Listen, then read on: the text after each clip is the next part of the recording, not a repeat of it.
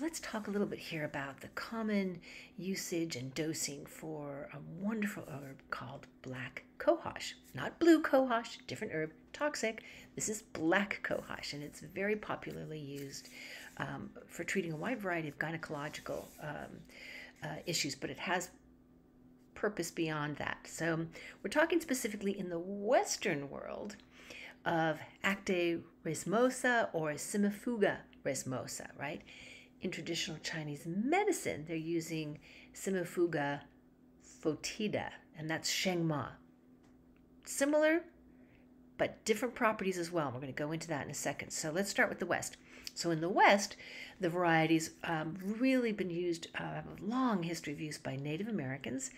They actually taught early settlers how to use this herb for gynecological disorders, musculoskeletal pain, coughs, pneumonia, sluggish labor, of course.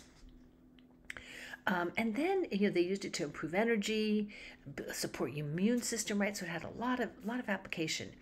Then it kind of fell out of favor. And by the 1950s, you sort of see it only popping up in literature for like, well, it cures warts, things like this.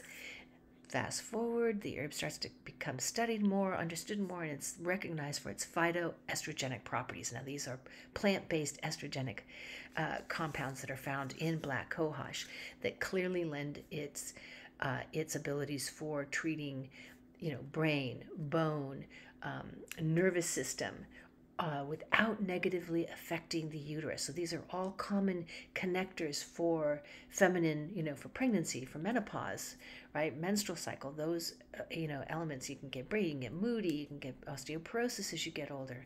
So this is an herb that comes in and helps support all that.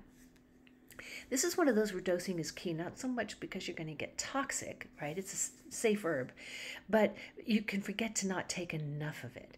So in general, just for menopausal symptoms, a woman is going to be recommended, the kind of daily dosage would be somewhere between 20 to 40 milligrams in standardized tablets taken twice daily.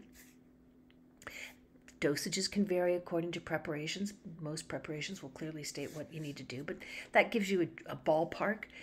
And it's been used for even up to a year. Sometimes people will say only take it for 6 months and then back off and then come in again.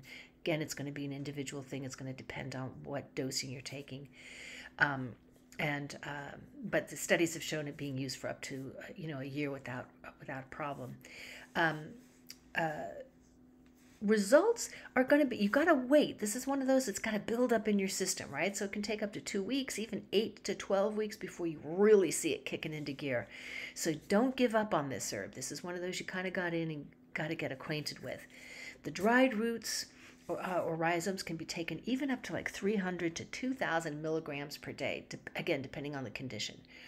General, typical recommendation, 20 to 40, taken twice a day.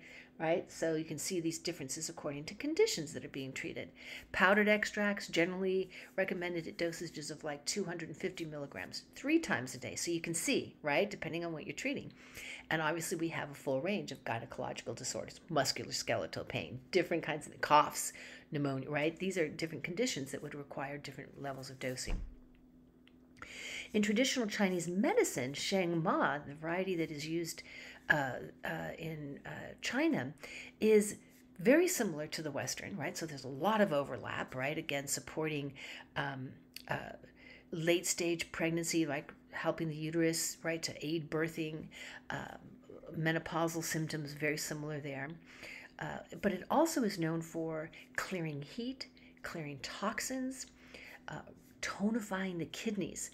It's also an herb that is known to really do with clearing toxins in the upper part of the body. So you're going to see it being used for toothaches and gum disease and canker sores.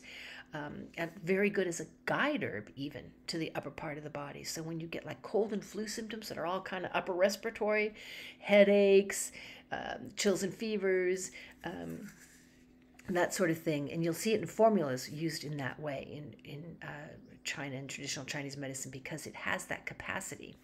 It's very good for what we call spleen qi deficiency. This can create symptoms like diarrhea, fatigue, shortness of breath, prolapse. It's an adrenal tonic. Again, this tonifying the kidneys, right? Asthma. So similar but different. And here the dosing for Sheng Ma, and this is again Simifuga fotida, is going to be 3 to 9 grams, right? Big difference there. So you can see beautiful herb, two worlds overlap and differences. Sheng Ma is also very properly used for venting these early stage measles. If I didn't mention that, I want to make sure I do, because that's a particular additional benefit that often comes up with the use of that herb. So there you have it. Black Cohosh, wonderful herb. Get your dosing right so you're not taking too little, but you're not taking too much.